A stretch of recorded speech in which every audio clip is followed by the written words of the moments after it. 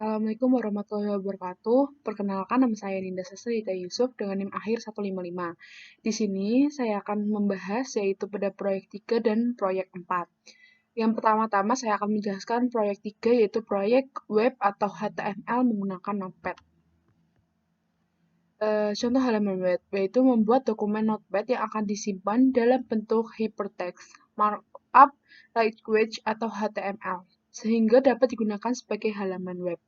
Contoh ini membuat suatu halaman web dasar yang menampilkan informasi kepada pelanggan potensial. Gambar ini memberikan informasi mengenai University Pizza, lokasinya, dan jenis-jenis pizza yang ditawarkan. Beberapa fitur ini digunakan untuk mengorganisasikan informasi di halaman web tersebut untuk membuatnya lebih efektif, seperti daftar, sebuah gambar, sebuah tabel, dan sederet link. Ini adalah untuk project keempat kita, yaitu membuat Notepad.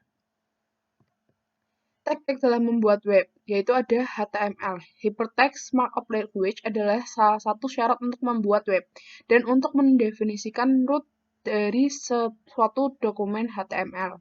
Lalu kedua ada head, yaitu digunakan untuk memberikan informasi tentang dokumen tersebut. Lalu ada body, yaitu digunakan untuk menentukan bagaimana isi suatu dokumen itu ditampilkan di website. Jadi isi-isi website itu ada di batang tubuh, yaitu body.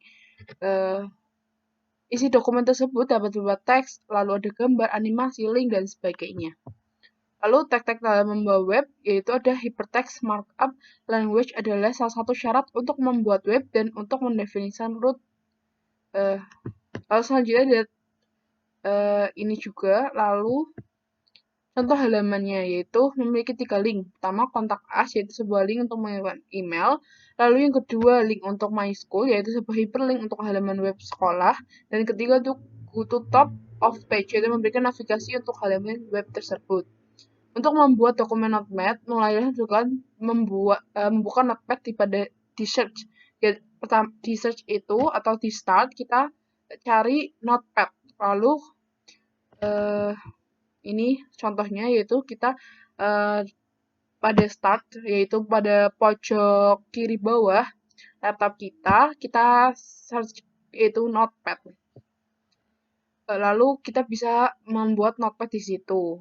Ada kelebihan dan kekurangan penggunaan Notepad, yaitu kelemahannya membuat halaman web dengan editor teks seperti Notepad adalah keharusan untuk mempelajari perintah-perintah HTML. Jadi sebelum kita membuat Notepad itu, kita harus bisa mengerti apa perintah-perintah HTML, membuat HTML, dan proses pembuatan kode.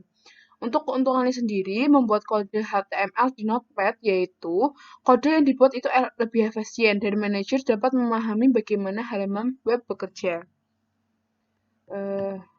Lalu selanjutnya, saya akan menjelaskan yaitu pada proyek 4, yaitu formulir survei web atau HTML siswa. Pada contoh ini, kita dituntun untuk membuat dokumen Notepad berupa formulir survei. Jadi tadi pada proyek 3, kita sudah membuat dokumen Notepad. Lalu kita berganti ke formulir survei berdasarkan dokumen Notepad itu yang akan disimpan dalam bentuk hypertext markup language atau HTML sehingga dapat digunakan sebagai halaman web. Untuk pembuatan formulir ini mewakili 5 teknik yang paling umum untuk mencatat informasi sebuah situs web. Contoh terlampir pada slide tahap pembuatan formulir. Untuk teknik yang pertama adalah fat text, yaitu misalnya file name, di mana pengguna itu mengetikkan sebaris data. Teknik yang kedua adalah tombol radio, misalnya produk Anda. Untuk tombol radio digunakan ketika jawaban-jawaban yang memungkinkan saling menghargai, kotak cek atau harga yang murah, dan kualitas produk yang baik. Serupa dengan tombol radio, tetapi pengguna dapat memilih satu atau lebih pilihan. Ada tahap-tahap pembuatan formulir survei HTML. Jadi kita untuk formulir survei pada ini contohnya itu ada pada produk pasta gigi. Nah, ini untuk kode-kode HTML-nya. Area teks memungkinkan beberapa baris ketikan, sedangkan file teks hanya memungkinkan satu baris saja. Sebuah area teks dapat menampung sederet alamat email, tetapi perusahaan dapat memecah-mecah alamat menjadi beberapa bagian menggunakan file teks. Pilihan jenis file harus ditentukan oleh bagaimana perusahaan tersebut ingin menampilkan formulir tersebut dan menggunakan informasi yang dikumpulkan. Ini adalah bagian-bagian dari formulir contoh yang tadi pasta gigi ya. Untuk HTML mengharuskan perintah awal dan akhir, misal HTML dan HTML. Jika Anda mengetikkan sebagian contoh dan coba melihatnya sebagian halaman web, browser tersebut tidak akan menemukan perintah akhir, misalnya dalam kurung garis miring HTML. Lalu perintah form dan form memberikan tahu browser bahwa halaman web akan mencatat informasi dari pengguna. Tanpa perintah ini, untuk memulai dan mengakhiri formulir, halaman web tidak dapat mencatat informasi dari pengguna. Jadi untuk form ini, kita yang sedang membuat web, membuat web itu kita bisa mencatat informasi-informasi dari pengguna web kita. Lalu ini ada baris 1 sampai 8, jadi ada beberapa baris dalam HTML. Untuk 1 sampai 8 itu merupakan bagian pertama untuk menghubungkan konsumen pengisi formulir survei produk pasta gigi yang konsumen konsumsi.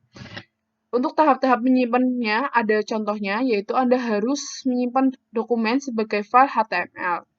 Untuk jenis setelan dokumen awal di Notepad adalah dokumen teks dan ekstensi file teks secara otomatis dan akan ditambahkan ke nama file jika tersebut di dalam bentuk teks. Browser web tidak dapat menerjemah jenis dokumen teks. Ini untuk menyimpan dokumen file HTML, yaitu dengan memilih file, terus kita pilih save as. Lalu untuk kita melihat halaman web yang kita bikin, setelah melihat web yang disimpan, Anda dapat memeriksanya apakah halaman tersebut itu baik atau ada kerusakan atau kesalahan saat kita membuat web. Jadi kita harus menutup Notepad program ini dapat terbuka ketika melihat file Anda dengan browser web. Jadi untuk pembuatan Notepad atau web ini mungkin sedikit rumit. Jadi kita harus bisa mencari-cari informasi untuk pembuatan Notepad ini di YouTube ataupun website yang lainnya. Sekian dari saya. Wabillahi taufiq wal hidayah. Wassalamualaikum warahmatullahi wabarakatuh.